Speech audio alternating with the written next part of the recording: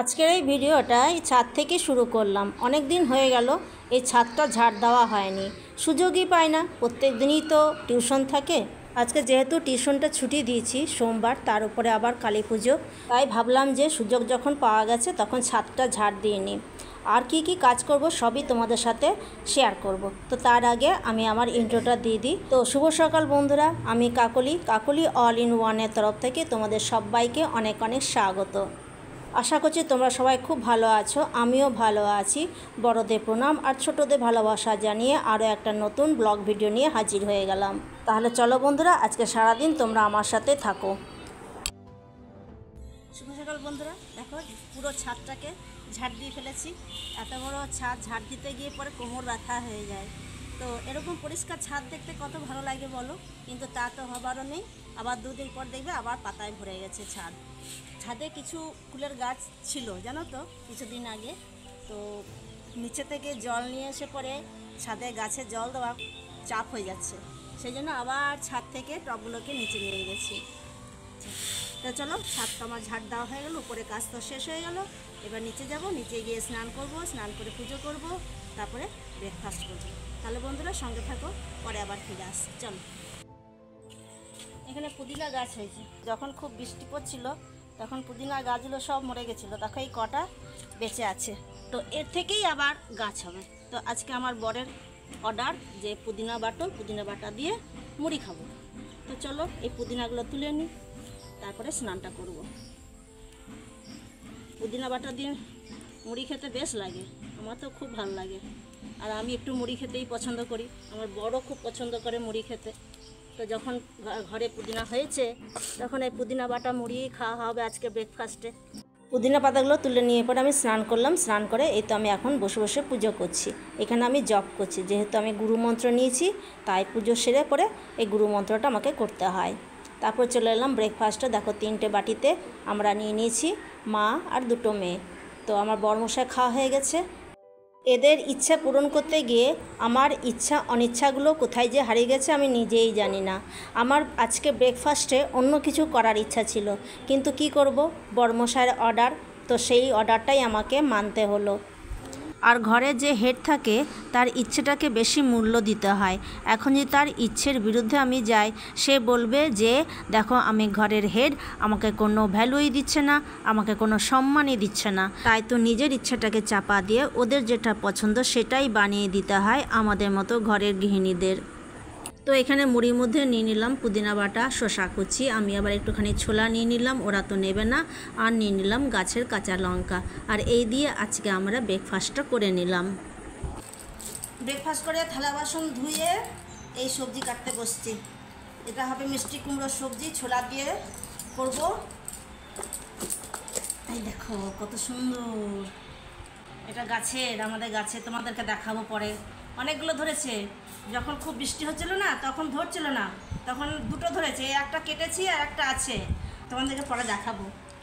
আর এই বাঁধাকপিটা করব, এটা সর্ষে পোস্ত দিয়ে চচ্চড়ির মতো করব। তো এইটা কাটবো, এটা থাকবে। তো বড় কুমড়ো তো একদিনে খাওয়া যাবে না, তো এটা রেখে দিলাম, এটা করব আজকে, এটা রান্না করব। আর ওইটা একদিন পোস্ত করব।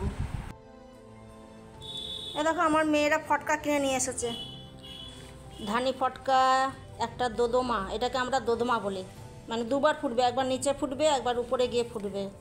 2টো চরকি নিয়ে এসেছে, একটা ছোট একটা বড়, 2টো তুবড়ি এনেছে, 2টো ফুলঝুরি, এটা কালারফুল ফুলঝুরি, আর এ হচ্ছে মোমবাতি। এই কটা ফটকাতে 140 টাকা।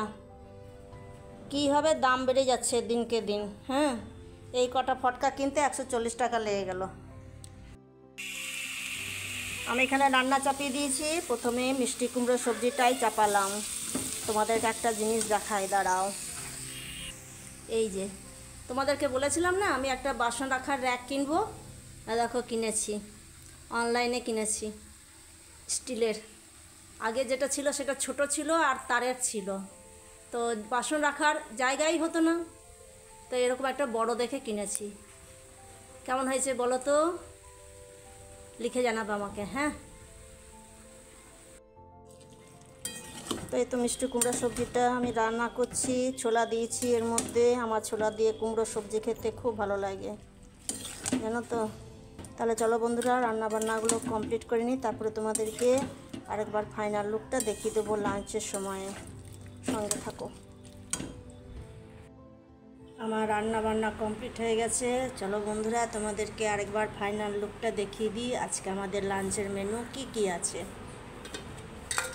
এই হচ্ছে মিষ্টি কুমড়ো সবজি, এটা হচ্ছে বাঁধাকপি চচ্চড়ি সর্ষে পোস্ত দিয়ে করেছি, এটা হচ্ছে মুসুরির ডাল মূলো দিয়ে করেছি, মূলো আছে দেওয়া, এ দেখো মূলো দেওয়া আছে, ঠিক আছে।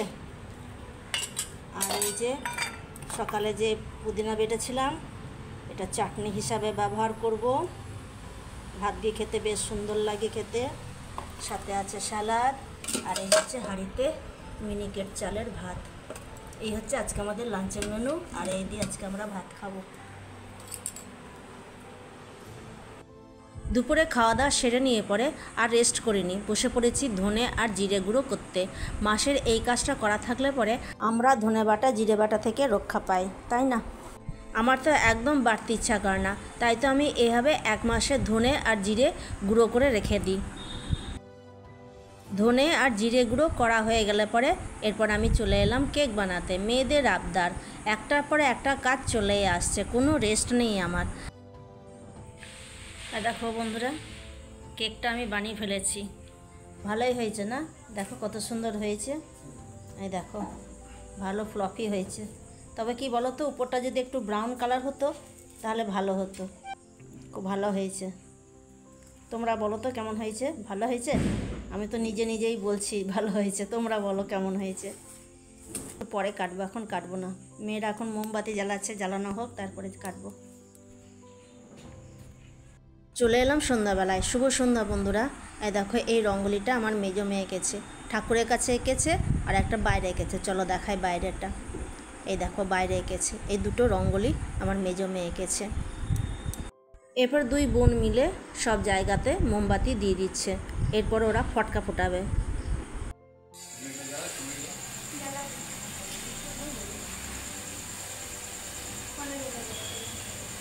হ্যাপি দীপাবলি সবাইকে।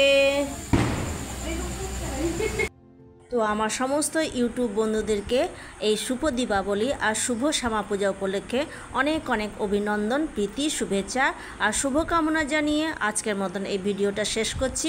তোমরা সবাই ভালো থেকো, সুস্থ থেকো, সাবধানে থাকো। আর ভিডিওটা যদি ভালো লেগে থাকে তাহলে অবশ্যই লাইক, কমেন্ট, শেয়ার করে দিও। দেখা হচ্ছে আগামী দিনে নতুন একটা ভিডিওর সাথে। আজকের মতো টাটা, গুড নাইট।